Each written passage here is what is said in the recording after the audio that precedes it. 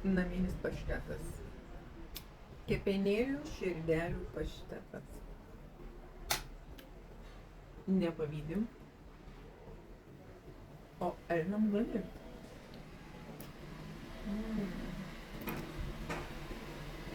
Tobulai.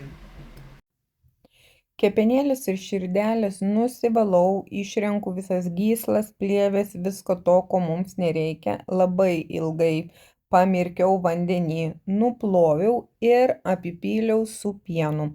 Dar palaikiau porą valandų. Tuo tarpu mes pasiruošėm cibulių daug, česnakų daug, kuo daugiau, tuo skaniau. O pieno apmerkiu todėl, kad nesijaustų kartumo kepenėlių. Dabar tas kepenėlės į duršliuką nugrėbiau ir kad jos nuvarvėtų visas pienas, ne, paliktų vien tik tai.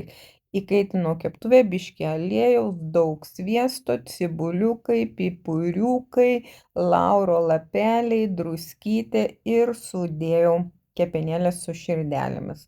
Dar papipirinau, apdruskinau, po to įdėjau česnaką, grietinėlę ir viską sublenderiavau blenderiu. Gavosi tokią masę. Sudėjau į stiklinius indelius, kad gražiai būtų tepti.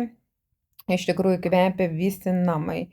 Beprotiškai skanu yra naminis paštetas. Sviestas. Užpilsiu viską sviestuku, kad neapdžiūtų. Uždarom dangtelį ir į šaldytuvą.